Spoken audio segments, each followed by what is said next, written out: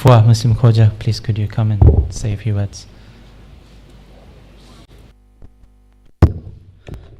Bismillah ar-Rahman ar-Rahim. Rabbi shrah li sadri wa sallim li wahlul uqdatan min lisani yafqahu qawli. Sheikh Nuru, Sheikh Ayub, Sheikh Muez, Sheikh Mustafa Jafar, President of the Council of European Jamaats, Brother Arif Ali Hirji, brothers and sisters and children, Assalamu alaikum wa rahmatullahi wa barakatuh. Today we are gathered here to hold the 40th, the Chalisma of two Marhumin, Marhuma Zahra by Hyder Ali Rashid Karmali, who was the aunt, Mami of Brother Abbas Barwani, and of my brother Afzal Hussein Khoja. May I request to Surah Fatiha for them all, please, and all Marhumin. Al-Fatiha, please.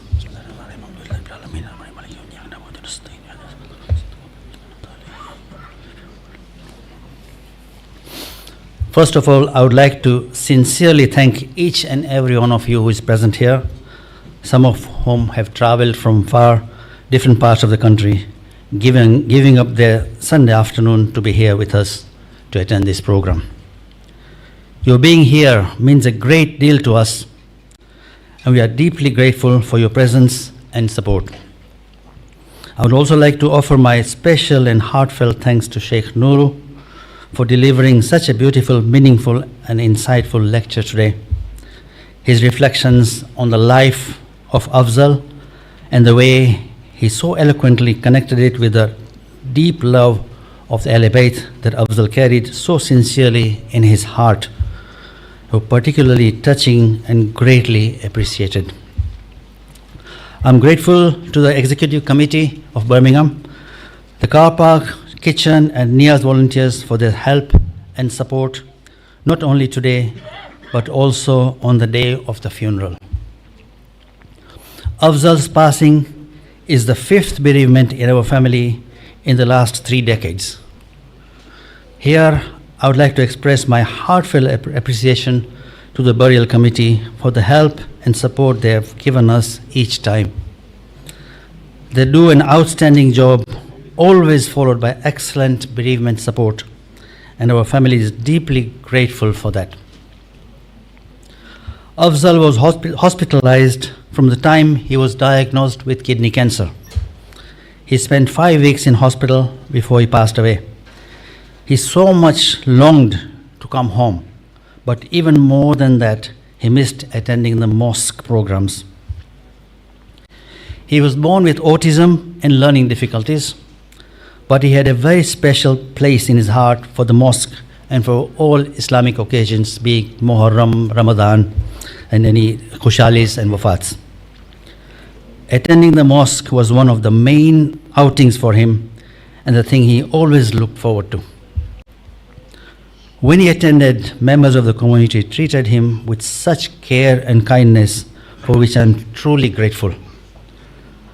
After every majlis or lecture, he would make his way through the crowd to personally greet the reciter. It did not matter how tired he was, he needed to meet and greet them. In doing so, he made himself known and beloved by nearly every speaker who had ever recited in Birmingham Jamaat. His special bond was with Sheikh Nuru, for whom he used to trace pictures as gifts to display on his fridge at home.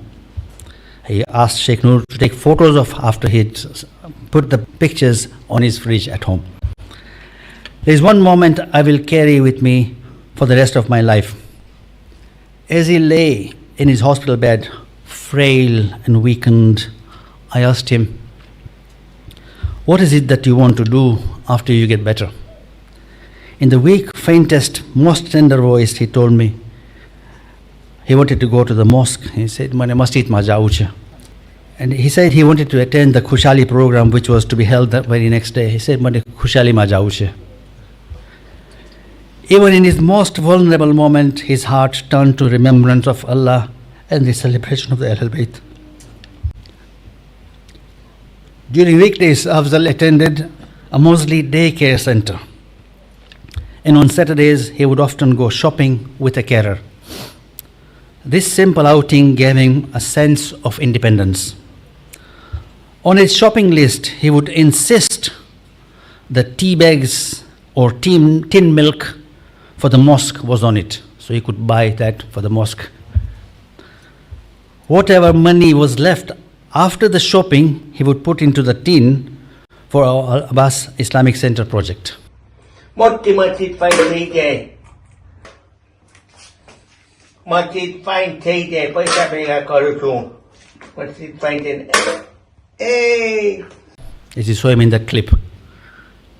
He had a particular affection, excitement for the mosque project and was eagerly looking forward to the completion of the building.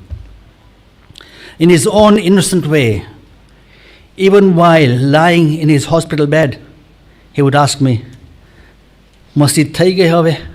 Has the masjid been built now? That was his question.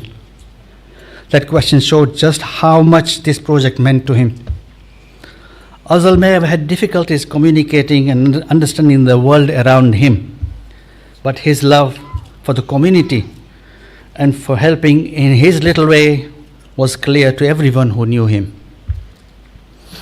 Almost every other weekend, without fail, he would ask me to take him to the cemetery to recite Fatiha for our parents' graves.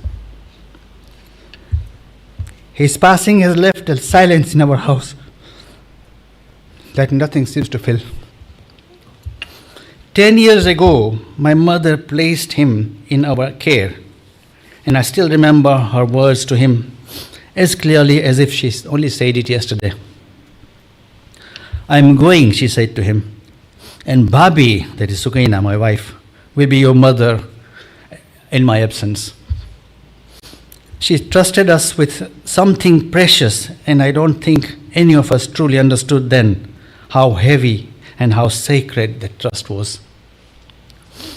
Sukaina carried that promise every single day for 10 years, quietly, faithfully, never once falling short of what our mother asked of her. She wasn't just caring for him, she was living up to her mother's dying wish. And she did with love, so complete that he never had to feel mom's absence. And my sisters, every evening without fail, their phone calls were the thing Afzal waited for. One after the other, if they did not call, he'll say, just send them a message so they could call me. Those calls meant more to him than we may ever fully understand. He's gone now, but the love that surrounded him, a mother's final wish, a sister-in-law's unwavering devotion, and the daily voices of sisters who never stopped calling, the love remains. He was simple in the eyes of the world, but in the eyes of Allah, I have no doubt he was extraordinary. May Allah subhanahu wa ta'ala grant him the highest place in Jannah in close proximity to his chosen ones, and give patience and strength to our family to bear this great loss. Amen.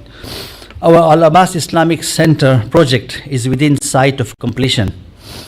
We can see the light at the end of the tunnel. But we're still short of funds needed to finish it in a year, inshallah. Afzal loved this project with his whole heart, watching every stage of it in quiet anticipation. It grieves us deeply that he will not be there to see it completed. In his memory, and for the blessing and soul of his soul, our family would like to make a donation towards the AIC project. And I appeal to anyone who wishes to contribute for Isar Sahab of the souls of their loved ones, and for the opportunity to be blessed with a good deed, as Allah subhanahu wa ta'ala returns any donation many times more. No amount is small. Such opportunities rarely arise.